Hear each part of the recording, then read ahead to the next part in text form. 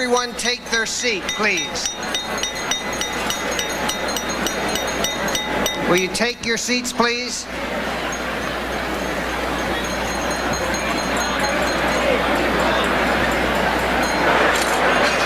Ladies and gentlemen, we now turn to a particularly pleasant aspect of this evening, the time when we honor those reporters who excelled in 1996, and to look forward to the future to honor the high school student who we believe has the potential to set new and higher standards into the next century. First, to present the Scholarship Award, named after AP's longtime White House correspondent Frank Cormier, we turn to Ken Walsh of U.S. News. Will you please give him your attention?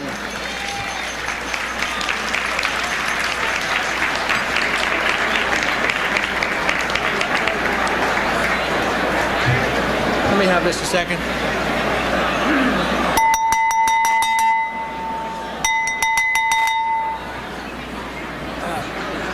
Okay. Could I have your attention, please?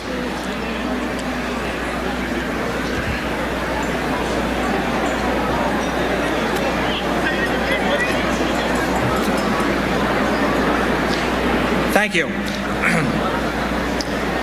The White House Correspondents Association Scholarship was established in 1991, and it was named in 1994 to honor the memory of Frank Cormier, White House correspondent for the Associated Press for 2 decades.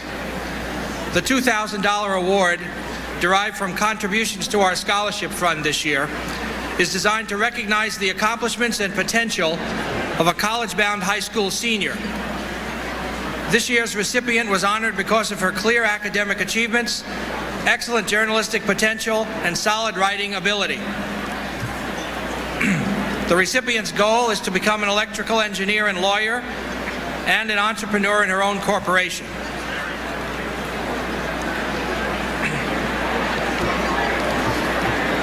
In her essay for the competition, let me try this one.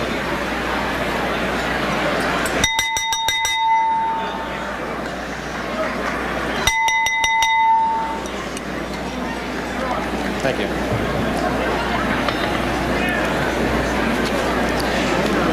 Thank you for your attention. In her essay for the competition, our winner this year warned of the negative side of technology. She pointed out that while new inventions such as the internet and compact discs make life more interesting and convenient, they also have potential problems.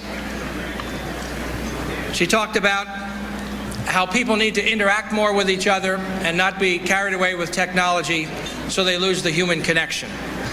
I'd like to now, at this point, present to you the winner of the White House Correspondents Scholarship in honor of Frank Cormier for 1997, Francesca Mitchell of Ballou High School in Washington.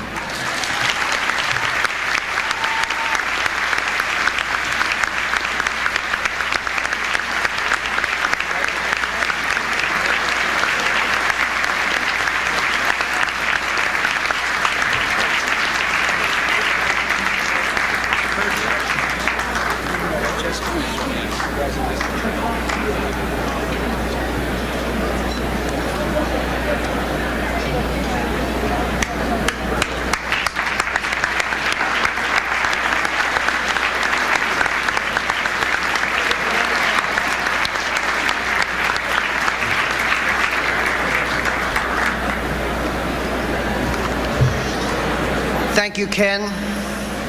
Now to present this year's winners of our annual Journalism Awards, please welcome Arlene Dillon of CBS. Arlene.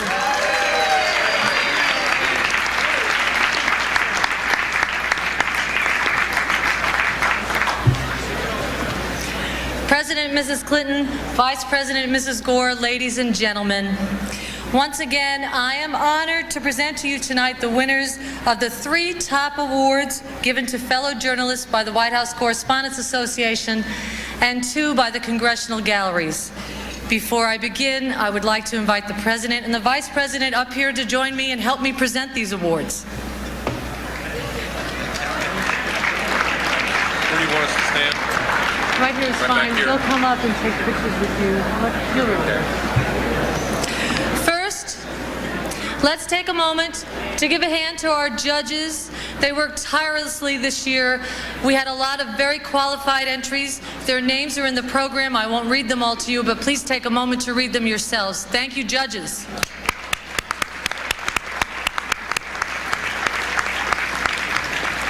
Our first award is the Merriman Smith Award. This award commemorates the work of the late Merriman Smith, who for many years was the chief White House correspondent for UPI, and is given for exceptional presidential coverage under deadline pressure. In the print category, this year's award is given to Ron Fournier of the Associated Press.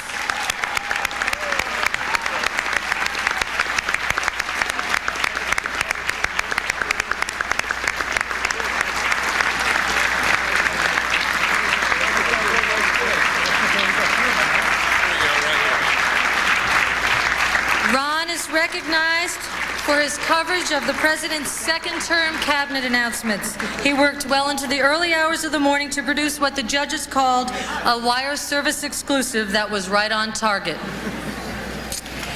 In the broadcast category, the award goes to Mara Liasson of National Public Radio.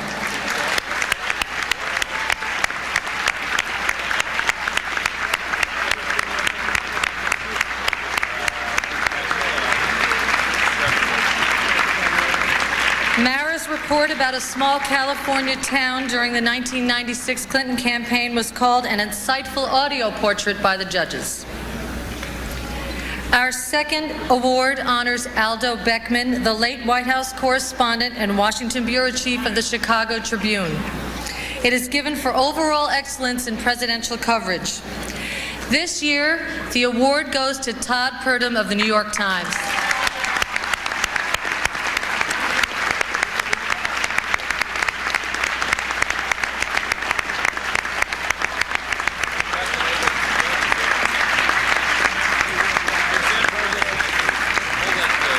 Todd is unanimously recognized by the judges for his reporting and writing during 1996, providing, and I quote, unique and valuable insight into the personality of our 42nd president.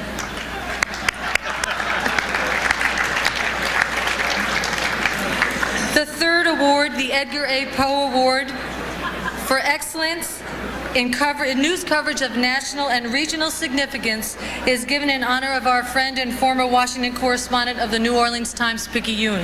This year it goes to Byron Akihito of the Seattle Times for his investigative series, Safety at Issue, the 737.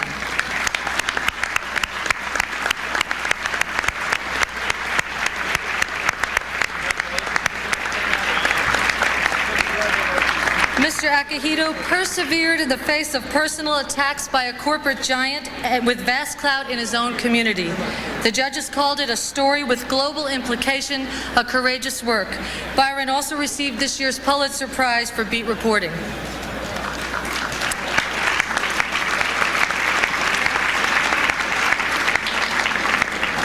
Now for the award sponsored by the Congressional Press Galleries. First, the Raymond Clapper Award, named for the Scripps Howard correspondent killed while covering World War II.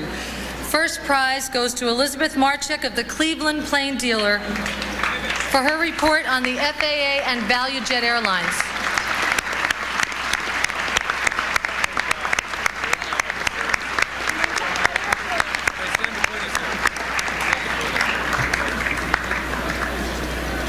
Second prize is awarded to Keith Epstein and Bill Sloat, also with the Cleveland Plain Dealer, for excellent reporting on human medical experiments.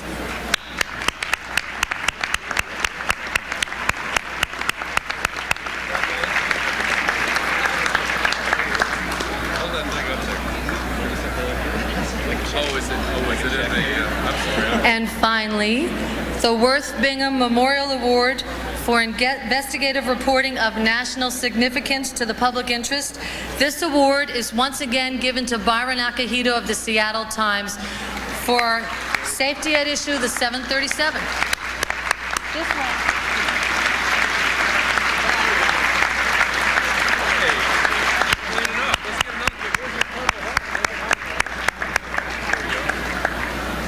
Ladies and gentlemen, the honorees, judges, and the board would like to thank you for recognizing our winners tonight. Thank you very much.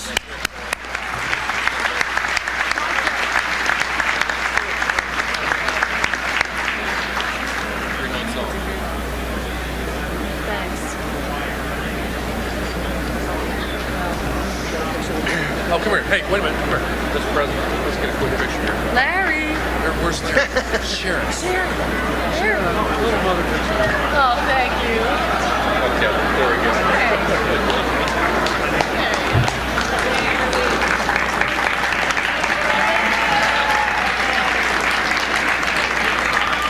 Thank you, Arlene, for your personal photo op. President and Mrs. Clinton, Vice President Mrs. Gore, distinguished guests. In 1971, President Nixon attended this dinner. Afterward, he sent a memo to the White House Chief of Staff, H.R. Haldeman. It said the dinner was, I quote, "probably the worst of this type I have attended." He went on to describe the dinner as a disgusting group, drunk and crude and terribly cruel. He said that under absolutely no circumstances would he ever attend this dinner again. In light of that, President Clinton, thank you for coming. I hope you're having a better time than President Nixon. I know my role here tonight: talk fast and get out of the way. Last year, I know it. Last year, there was only one person here who really wanted to hear my remarks. That was my wife, Jeannie Johnson. Tonight, I've expanded my cheerleaders table with my brothers and sisters, some friends. My daughter Emily is out there with our C-SPAN viewers, and I welcome all of them. And I want to take a moment to thank Lou Bacardi, John Woolman, and Sandy Johnson for their support. Mr. President, we have a very impressive audience here tonight. We have most of the senior White House staff, well, practically the entire White House. We have cabinet members, we've got members of Congress, we've got the Supreme Court, we've got a lot of Hollywood celebrities, and we have a special minority group in this hall of 3,000 people tonight. That's about 30 White House correspondents. Tonight, it's time to report to them on the ambitious three-part program that I presented last year. Point one, I boldly said that we should have safe planes as we fly around the world covering the president. Well, a year later, we're all here and our planes didn't crash, so I say mission accomplished. Point two, I suggested we should have better food on Air Force One back in the press cabin. This was a tough one because some people, the photographers in particular, liked the breakfast burritos, the beans and franks, and the baskets of chips. But I persevered anyway. About a week after I launched my campaign, the president wrote a note about it to his staff. Here's what he said. This is a true story. He said, Terry Hunt's speech Saturday night called for better food for press on Air Force One. I thought they got what we did. No offense, Mr. President, but we do get the same food you do. I think that was the problem. The White House came up with a novel way to solve this problem. Now, the White House menus carry a message that says, meals prepared aboard Air Force One use low-fat or no-fat ingredients, regardless of what they serve. So now we can eat breakfast burritos without any guilt. The president sent me back a note one flight when the menu listed pizza and garden salad. Right after the no-fat disclaimer, he scribbled, I have some land out west I'd like to show you.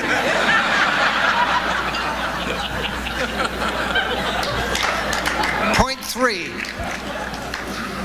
This was a complaint about presidential motorcades.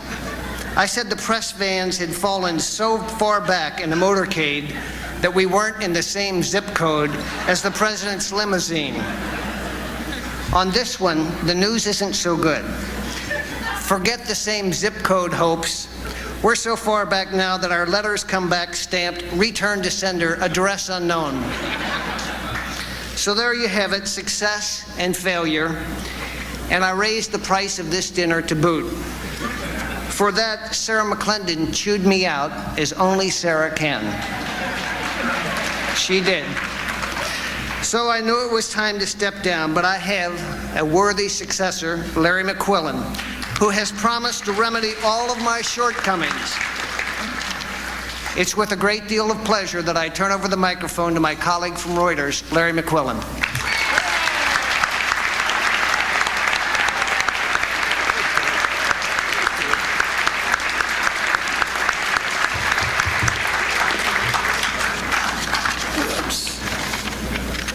Thank you, Tara. I've got to tell you that the reception I was just given now is a lot nicer than the one I got the last time I spoke to a big crowd. I wound up getting a call one afternoon from a friend, and he begged me to come talk to his organization that night. It was really, they wanted to hear what I had to say. And I somehow went along with it. And as I was walking across the stage, being introduced, the words to inspire the crowd were, "Unfortunately, Helen Thomas couldn't be with us tonight."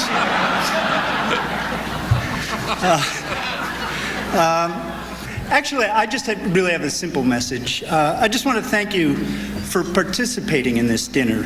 It began more than 80 years ago with a pretty simple idea that all of us, both journalists and the people we cover, should remember that while we have differences, we share some ideas in common too. It's always hard to talk for a group as diverse as a bunch of journalists. But I think it's safe to say that virtually all of us got into the business because we'd like to make the world just a little better place. And the point of this dinner is to remind us that we all share that kind of mission and goal, even if we've got some different ideas on how to get there. It's a strange process to become president of this association. You have to do weird things. You have to be a politician. We have a campaign season that's, believe me, entirely too long. We have to go out and shake hands with people, listen to them, feel their pain. And then we go through the torture of waiting for the election results. I mean, Mr. President, I guess what I'm saying is that if you think you've got it rough when you face tough questions at a news conference, well, those people are my constituents. It's not easy.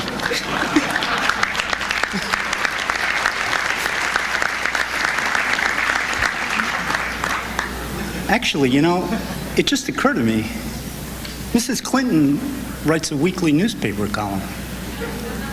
And she does spend a lot of time at the White House. You may want to look at one of our membership applications. And Mrs. Gore, you should know that we represent photographers too. And actually, Mr. Vice President, we have an associate membership that a lot of ex-journalists find quite popular. And now, if I could just say one thing that's a little bit serious and actually to my constituents. I do have a goal for the coming year, and I'm not promising it can be done, but I'd like to try. It's improving the conditions in the White House briefing room.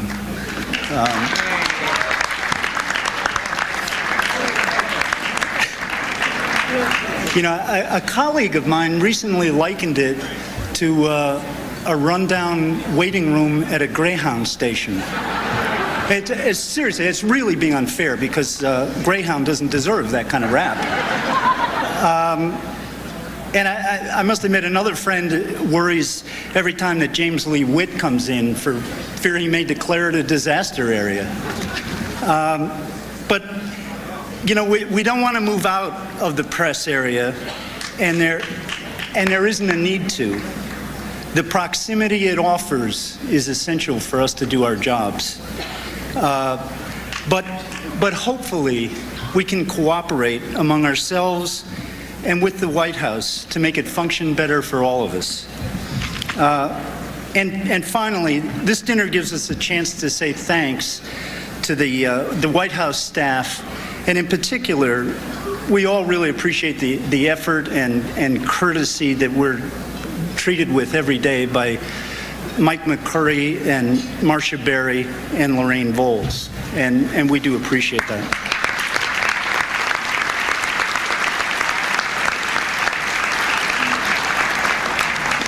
And you know, by the way, just one more quick thing. While Terry really does love the food on Air Force One, I know he'd be the first one to agree that we all appreciate just how hard the crew on Air Force One and the crew that supports the Vice President and the First Lady, how hard they work, and we do appreciate that.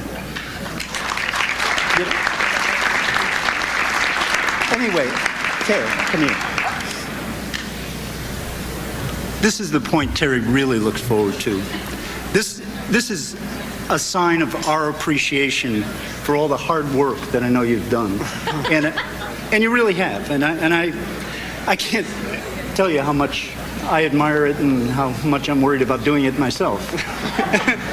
But at any rate, it's not a gold watch. But really, you don't have enough plaques and gavels around the house anyway. Yeah, right.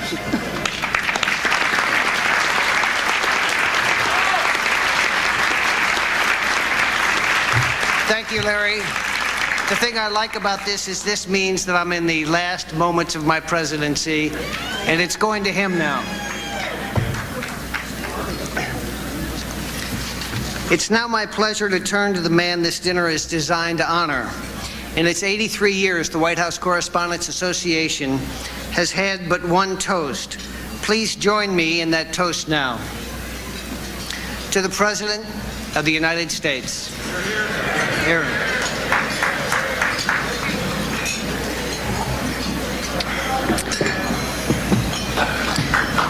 Ladies and gentlemen, the President.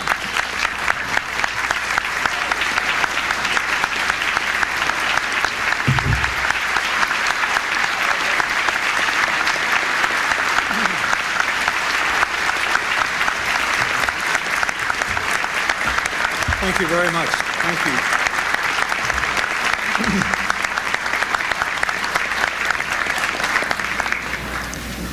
Thank you very much. Mr. Hunt, thank you so much for reading the notes that I wrote you.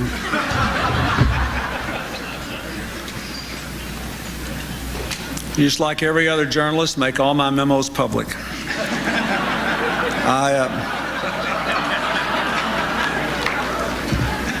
Larry McQuillan, Arlene Dillon, John Stewart, who will make us glad we came in a few moments.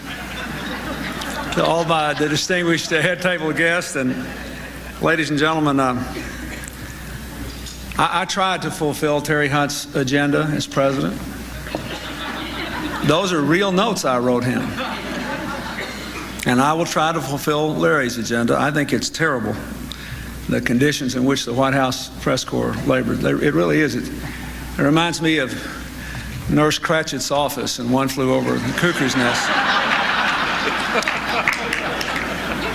And it's really a tribute to the futility of a politician pandering to the press, because, you know, that used to be an indoor swimming pool that brought great joy to FDR and JFK and presidents in between. Richard Nixon gave it to you. And he got such good press in return. Maybe this is his final revenge, the miserable conditions of it. We could uncover it, but let you keep it. I could build a cabana. Well, you think about it. Before I get into my jokes, I have some important serious news. Senator Lott and I have broken the gridlock over the budget. A deal now appears imminent. Miraculously, the $56 billion, thank you, the $56 billion gap that has separated Democrats and Republicans has been bridged. And ladies and gentlemen, we owe Senator Dole a huge debt of gratitude.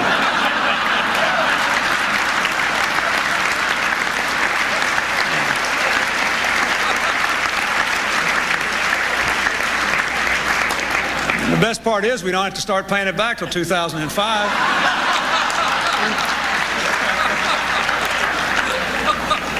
And that's outside the budget window. Bigger tax cuts, more money for the Justice Department, whatever. Just sign up, you can have it. You know, if I'd known Bob Dole was that generous, I'd invited him over for coffee.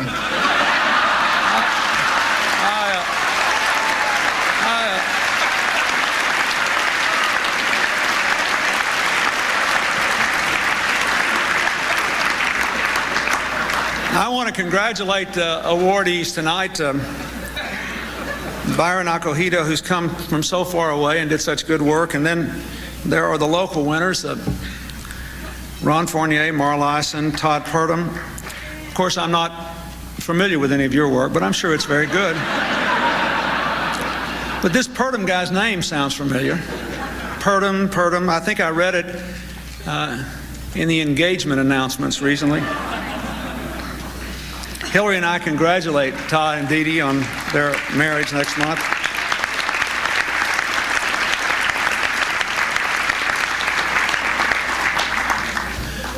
You know, Dee Dee and I started out together on a little plane in New Hampshire, and we made it all the way to the White House. Then she sort of strayed over to your side for a while, and I was kind of disappointed. Now she's getting on a 747 and going to Beverly Hills. They grow up so fast, don't they? Oh, I got another serious thing I want to talk about. Something that I know really you all are on me about all the time. Many of you are distressed that you're not notified in a timely fashion about breaking news, like my knee breaking. And that's valid, and I've been doing some work to make sure it never happens again. In fact, in the spirit of reinventing government that the Vice President has so indoctrinated me with, starting tonight, we have decided to give you advance notice of upcoming mishaps. Mike McCurry has asked me to inform you of the following. While engaging in some volunteer work tomorrow in Philadelphia, I will be on the receiving end of a painful encounter with a ball-peen hammer. And I will do my best to do it before your filing deadline at 5. On May 22nd, I will be visiting the home of Tiger Woods to celebrate his recent victory in the Masters. Please be advised there's a loose brick on the patio. On July 8th, during the 5th inning of the All-Star Game in Cleveland, I will attempt to catch a foul ball from Rafael Palmeiro. Stay tuned. Look, Mark Knoller's running out to call his editor now. Well, I know we're here to honor you tonight because of the work you do, but this dinner is a pittance compared to the testament to your profession last week, which opened its doors, called the Newseum. The Newseum. The Newseum. What really surprised me, for any event in Washington, this opening actually got a lot of favorable press coverage. Evidently, you journalists have a lot of friends in the media. But there are a bunch of exhibits I'm dying to see. I want to see the portrait gallery of unnamed sources.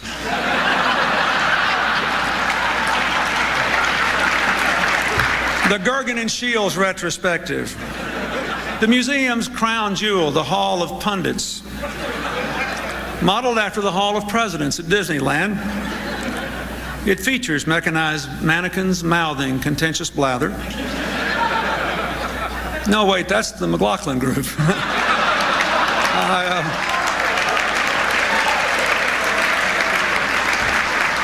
There's also an absolutely amazing collection of historical artifacts, C-SPAN's gavel-to-gavel etchings of the Constitutional Convention. CNN's very first crossfire. From the left, Alexander Hamilton. From the right, Aaron Burr. Topic, gun control. There's an actual press corps travel manifest from Stagecoach 1. Guess what? The film they showed was Fargo. The 30 people in the White House press corps are laughing at that. There are artifacts of contemporary Washington journalism as well. There's the stack of Bibles upon which Joe Klein swore. There's Johnny Apple's expense reports. A transcript of Ann Rice's interview with Bob Novak. The contract where Bob Woodward insists on Robert Redford being cast as him. There's a haunting photograph from the 1961 White House Correspondents' dinner of a young Brian Williams shaking hands adoringly with Chet Huntley. And then there's a whole wing dedicated to historic scoops. For example, did you know that Helen Thomas broke the story about the Lincoln bedroom while Lincoln was still sleeping in it?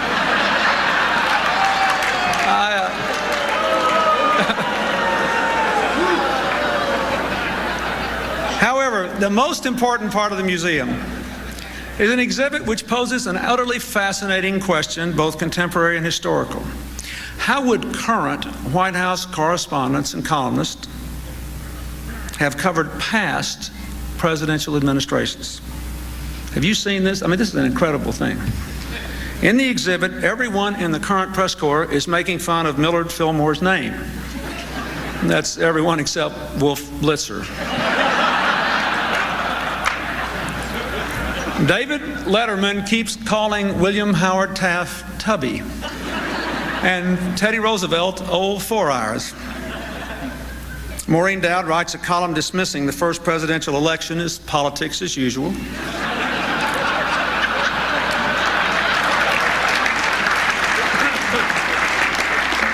Sam Donaldson makes fun of George Washington's wooden teeth, but completely ignores the obvious fact that he's wearing a wig.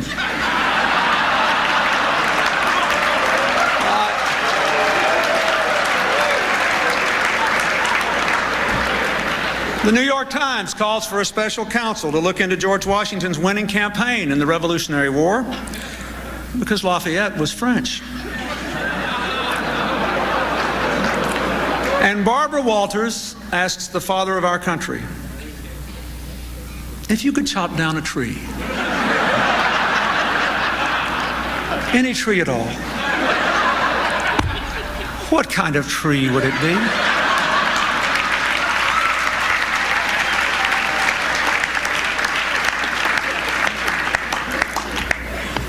All right, now we're going to tell some stuff on us. You know, I know you give me grief from time to time, but really, we work around the clock trying to help you do your job. I mean, really, what other administration would make thousands and thousands of internal memos and official documents available for your daily enjoyment? But you did miss a couple of good stories. Roll it in, boys. Come here. Where are they? Where are my documents? Oh, here. Come here. I hope no one's in contempt for ignoring these.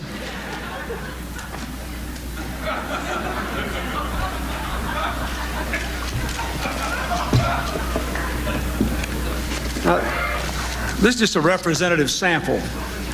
You'll have them all tomorrow. Here's a memo from Harold Ickes to Leon Panetta. Leon, FYI, Maxwell House coffee is on sale this week for $3.49 a pound.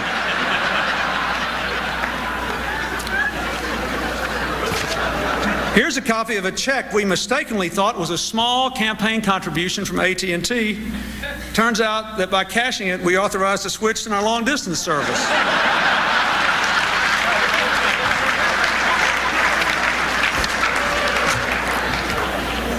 Here's a memo outlining the DNC's high donor program. It's pretty embarrassing. Business class upgrades for Air Force One.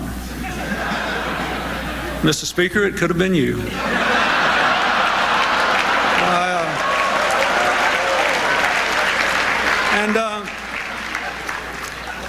Let's see, here's one. For $10,000, you can have a private meeting with Vice President Gore to discuss reinventing government. And for $20,000, you don't have to go.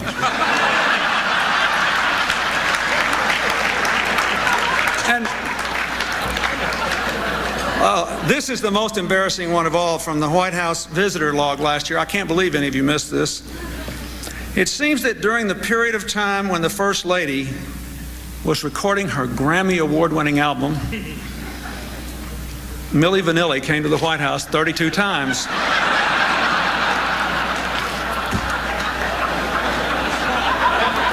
Now, I don't know how this got in here. This is a letter of acceptance to Chelsea saying that she will, from Chelsea, saying that she will attend. No, that's privileged. But look, the bad news is our only child is going off to college. The good news is, opens up another bedroom.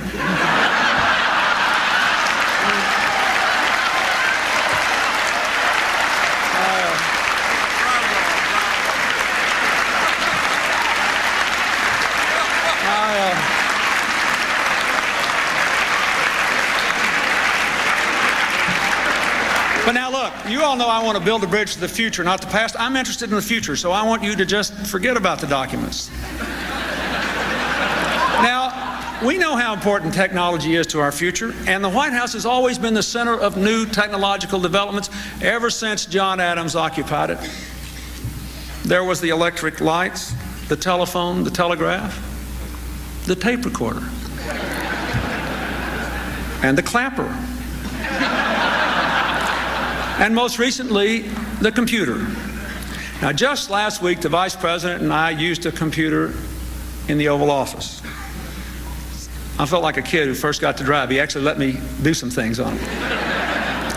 And it's clear that we are once again at the threshold of a new era that will forever change the way presidents conduct matters at home and abroad. As of this week, I have been working around the clock trying to balance the budget with Quicken.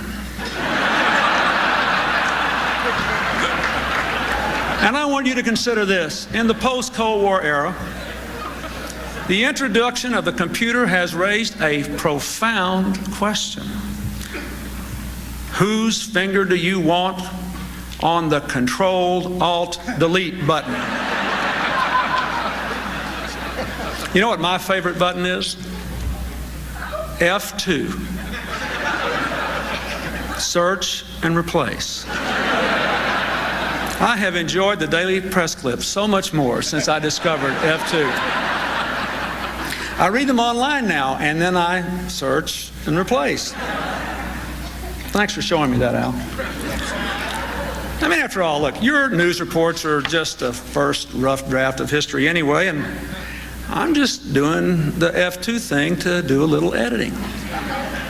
Let's take some of the news stories you've written just in the last month. F2. Search for budget standstill. Replace with prosperity at home and peace abroad. It's better, isn't it? I mean, it is. Search for beleaguered. Replace with Lincoln-esque.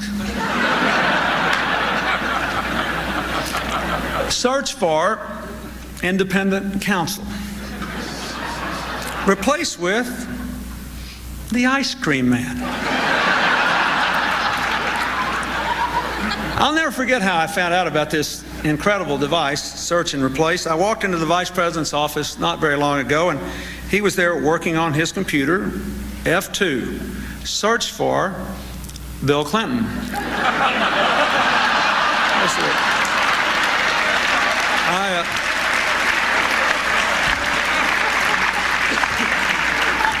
I got there just in time.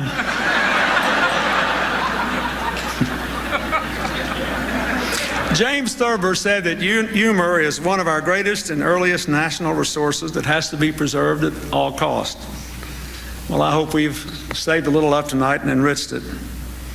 I thank you and come here to honor your indispensable part in our lively 225-year-old experiment in democracy. May we work together so that it continues to light and lead the world. Tomorrow I'm going to Philadelphia, where this great experiment began, to open the President's Summit for America's Future. We'll gather there to renew the spirit of service that built this country. Each of us must serve, you in your way, me in mine. You can start right now by bussing your own tables and helping with the dishes. Now, when John finishes, I'm going home. Thanks and good night.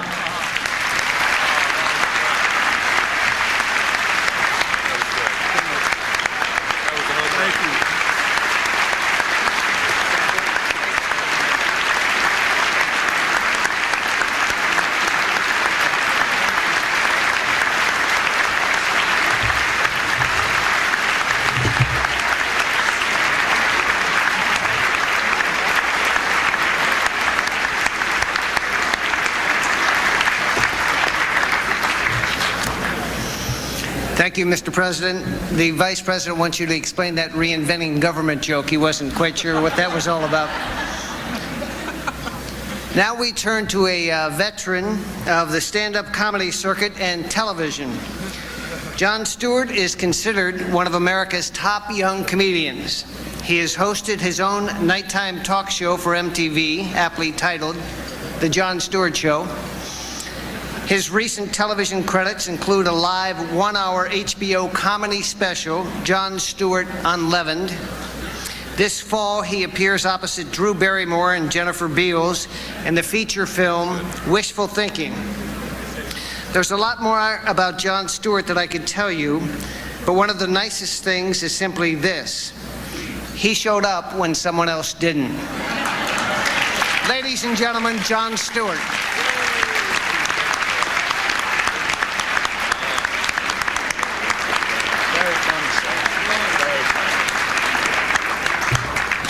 Thank you very much, Mr. President, Mrs. Clinton, Vice President and Mrs. Gore, White House correspondents, distinguished guests. Before I begin, I know there's a lot of important people here, but I've been sitting up here for about 3 hours. So if you just excuse me, I have to check on just one quick thing. Mom, good table? How was the fish? Dry? Good portion? Thank you for being here. She was very excited to be here. I was a little nervous about taking this gig for what reason I do not know, but she put it all in perspective by saying, when in your lifetime do you think you'll ever get the opportunity to meet or even really eat in the same room as the Carl Lubsdorff? So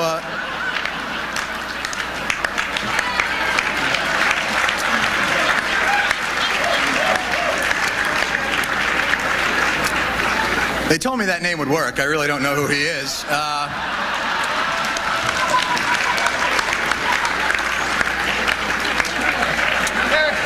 Which I imagine is about, Carl, hey you. Carl, I know you're thinking the same thing about me too, so. I'm not very familiar about how things operate in Washington.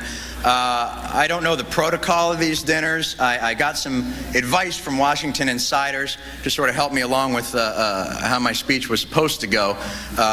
Senator Moynihan said, make the speech bipartisan. Don't offend. Senator Lott said, be concise. And Senator Byrd said, no dogs.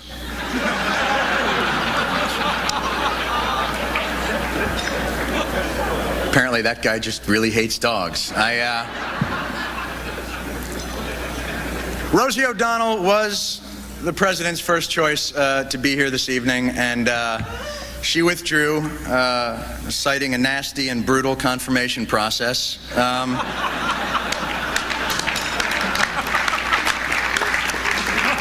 I wasn't even the second choice. Dennis Miller was the second choice, but he got hung out by an illegal nanny technicality. But isn't that what the confirmation process is all about here in Washington? weeding out the truly qualified to get to the truly available.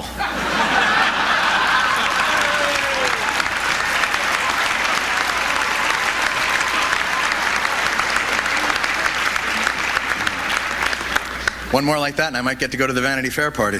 Are you guys going to that? That's a tough ticket, boy. Good luck. I was confirmed. I don't know if you read about it last week, but I went before the Joint Select Committee on mandatory dinners at the Hilton, and I have the transcripts, oddly enough. The transcripts from my confirmation hearing. I really don't do any impressions, but I'll do my best to dramatize the spirit of what went on in my hearing. Senator Helms. Mr. Stewart, are you now or have you ever been a card-carrying member of the Don Imus fan club? Mr. Stewart, not card-carrying, no, thank you. Senator Byrd. Mr. Stewart, were you aware that during the Peloponnesian War, dogs were utilized mainly as weapons?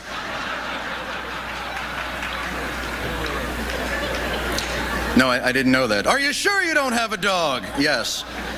Have you ever caught a Frisbee in your mouth? No, I have not. I don't know why he sounds like Charlton Heston, but that's as good as I go. Senator Kennedy. Mr. Stewart, can you tell this committee the difference between a Rob Roy and a Manhattan?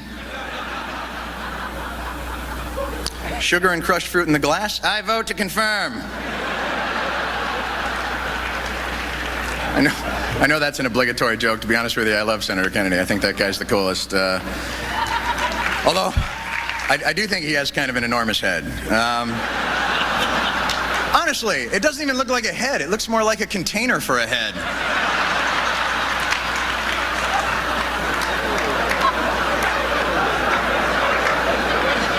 It's just an observation.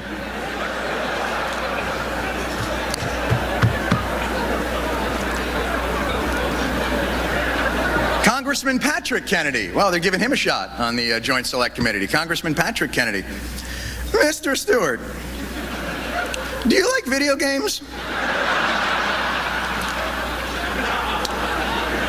Not really. Senator Thurman. Mr. Stewart, do you like cheese? I do. And finally, Congressman DeLay. Does the distinguished comedian from New York want a piece of me? Huh, punk?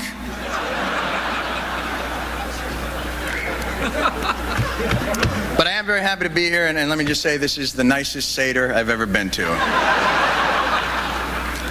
Today is, for my people, the Jewish people, the 6th night of the holiday Passover, or as Pat Buchanan refers to it, Saturday. I believe that's true. Oh my God, that actually reminds me. I apologize. I have an announcement to make.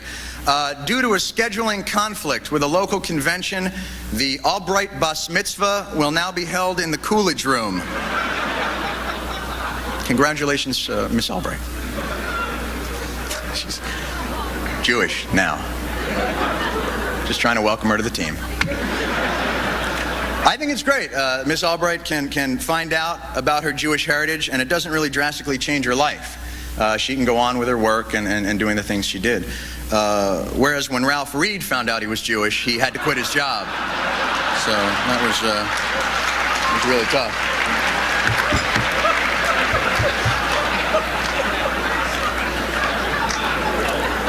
Apparently that didn't fly where he works. I don't...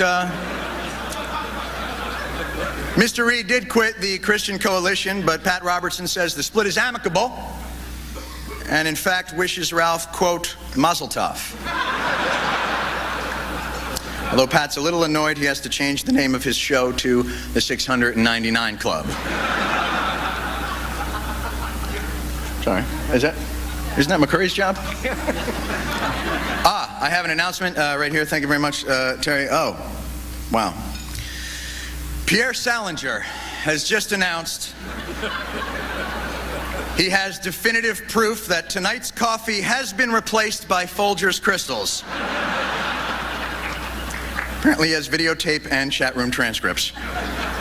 He says it's all going to be in his new book, If You Knew What I Knew, It Would Curl Your Eyebrows.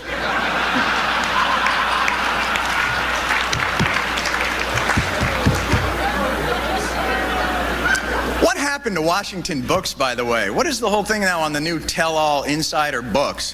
Whatever happened to the old-style Washington books of substance? Profiles in Courage, What I Think. Now we've got, help me, I'm locked in the cabinet, behind the Oval Office. Although Behind the Oval Office is a better title than the first title he was going to use. My name is Dick M, and I'm a sexaholic. So,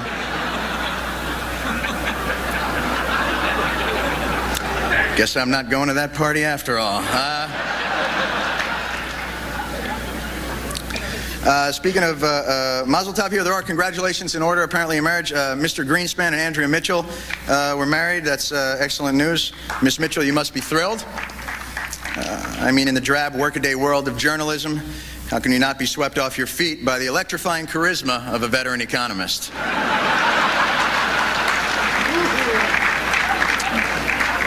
Probably had you from those three romantic words, I fight inflation. I kid Mr. Greenspan, of course, because I have no investments. Honestly, I am at your mercy. Please don't raise interest rates. I'm not kidding. I'm trying to buy an apartment in New York, and I'm at your mercy until Mr. Dole approves my loan.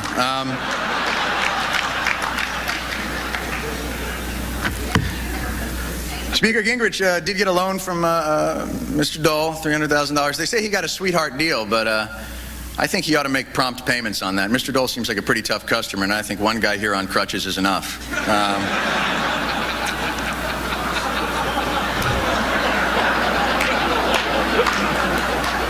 Capiche? Mr. Dole is trying to actually change his image from the very gruff one to a more grandfatherly one. Apparently the $300,000 he lent Mr. Gingrich came enclosed in a birthday card, which I thought was really sweet. Can you have that replace and delete thing? Can I F2 that joke? Is Speaker Gingrich is not even here, is he? Is it? I think this might be his weekend to House sit leader.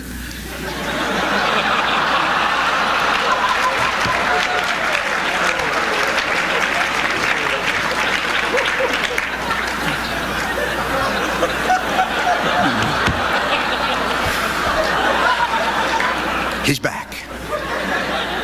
There are a lot of celebrities here this evening. It's a tradition of the association dinners that actually began, I did some research, began at the first dinner in 1921 when Mary Pickford came as a guest of John McLaughlin, which I thought was really interesting.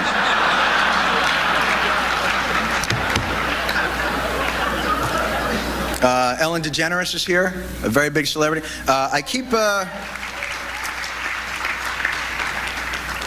I commend her courage, actually, in coming out with her sexuality, at much personal risk, I might add. Although I still believe it's an elaborate ruse to keep Larry King from hitting on her. But,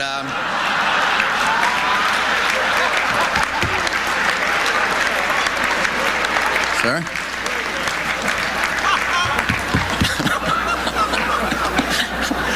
Apparently he's a flirt. I watch ESPN. I have no idea. I did see Ellen's interview with Diane Sawyer, and it was last night, and I thought it was really moving. And I thought this was really interesting. She said that her first experience in that realm, in that thing, was at age 18 with her best girlfriend. And immediately following the interview, Dick Armey introduced legislation banning same-sex friendships.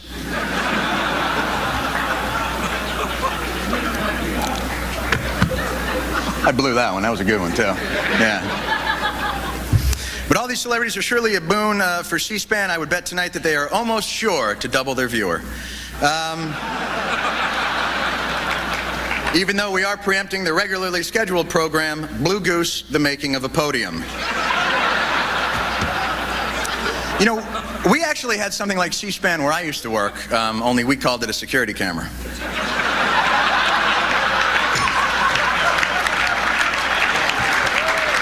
There we go.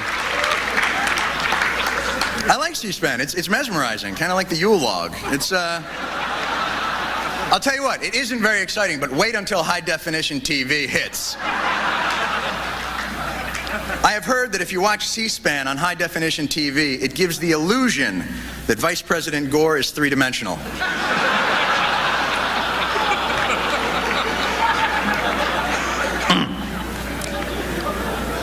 I cleared that. There are a lot of big issues here on the table here in Washington. Right now there's some debate in Congress about the FDR Memorial. I don't know if you're familiar with this, but there's some interest groups that are concerned with historical accuracy, and they're lobbying Congress. Some say FDR should not be in his wheelchair for the memorial. Some say he should be standing. Some say he should be having his cigarette. Some say not. Some say Eleanor's statue should not have fur on it. So they actually did a poll in USA Today on Friday, I guess to give Congress sort of a feel for how regular Americans feel about that issue, and the results are really interesting. 8% felt he should be in the wheelchair, 12% said he should be standing, and 80% said pass a budget. So I thought that was interesting. You got to nip these people in the bud with the statues and the interest and the whole thing. I've heard it's already spread now to the Lincoln Memorial. Apparently, a group of historical purists are arguing about the historical accuracy of the Lincoln Memorial, complaining that Lincoln himself was neither 50 feet tall nor made of bronze.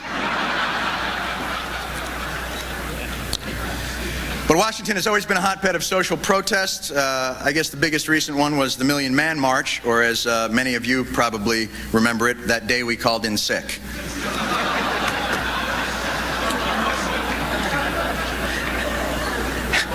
Anyway, Mr. President, I'm sure this has been a very gratifying yet difficult year for you. It's an honor for me to be here. I know Kenneth Starr is not here tonight. I think that guy's getting a little desperate. Yesterday he subpoenaed NASA to investigate why so much money is being spent on the Hubble telescope.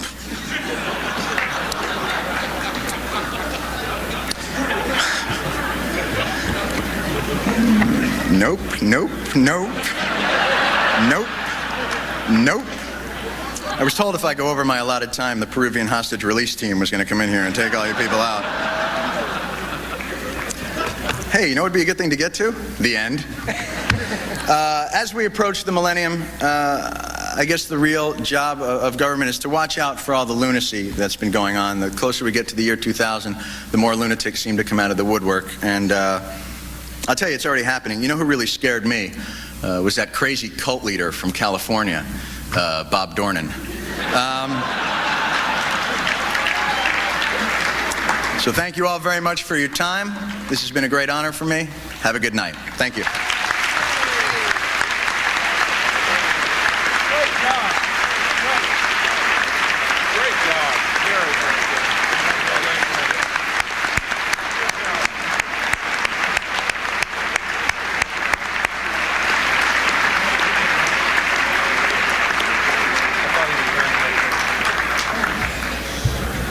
Thank you, John. Before we adjourn to the many after-dinner receptions being sponsored by various news organizations, I want to thank some people who have worked very hard to make this dinner a success. In particular, I want to thank Mike McCurry and Lori McHugh of the White House.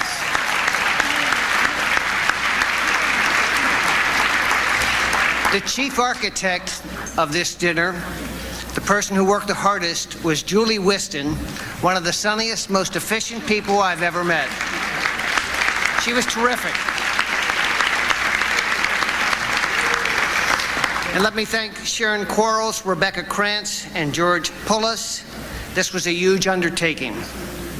Now I ask all of you to remain seated while Larry McQuillan, our new president, and Stewart Powell, our new vice president, escort President and Mrs. Clinton and Vice President and Mrs. Gore out of the ballroom.